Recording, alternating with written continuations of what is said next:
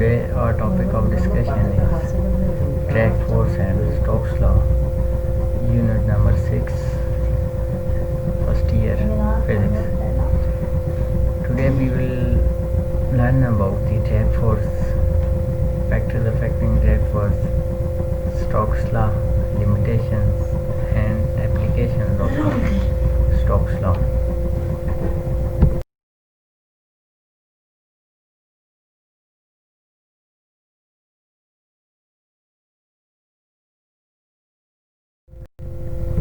Drag force. The resistance offered by the fluids to the motion of the objects or bodies is called viscous drag or drag force. For example, a body moving in the fluid experiences a retarding force that is known as drag force. Drag force increases as the speed of the object increases. For example, when we take our hand out of the window of the fast moving car, we feel a force opposite to our motion. That force is known as drag force. Factors affecting drag force. Drag force depends upon the following factors. First one is the size of the objects. Objects of different size experience different drag force. Second one is shape of the object. Different objects of different shapes experience different drag force. Orientation of the objects, angle at which the object enters into the fluid. Properties of the fluid, viscosity and density. Speed of the object relative to the fluid. Greater the speed, greater will be the drag force. Here is the example of the drag force. When you walk on the earth surface or on the road, you feel a little bit pressure of the air on you. The drag force is very small, but when you run, you feel this force greater. It means that the drag force increases with the velocity of the object. As the velocity of the object in the fluid increases, the drag force of the fluid on the object also increases.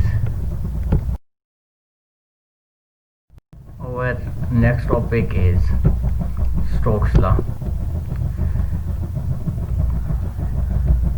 Stokes law states that the drag force on any object, on any slow moving spherical body inside a fluid is directly proportional to the radius of the body.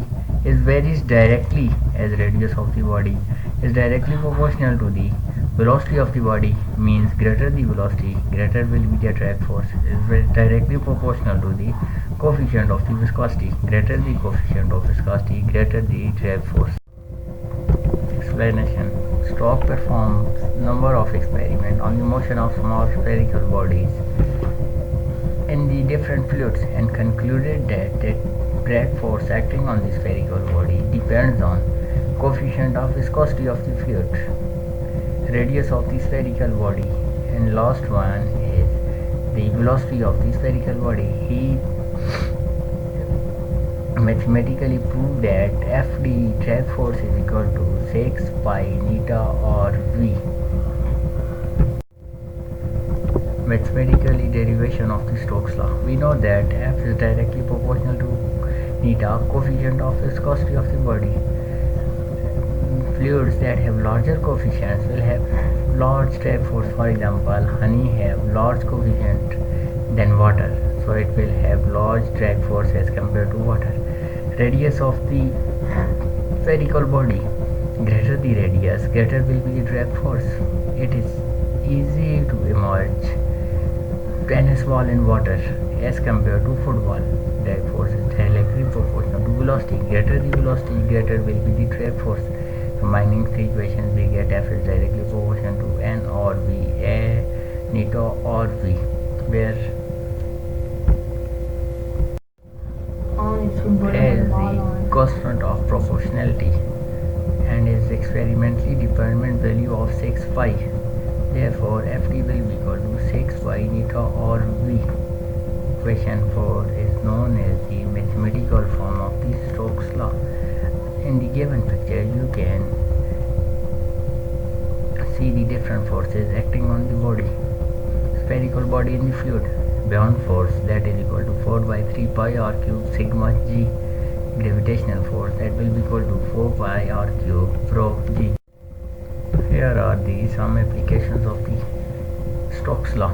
Stokes law can be used to determine the surface area of settling tank. Set the critical velocity equal to the settling velocity of the smallest particle. The overflow rate is equal to the flow rate into the tank divided by the surface area. Setting the overflow rate equal to the critical settling velocity allows time to capture smallest particle of the interest.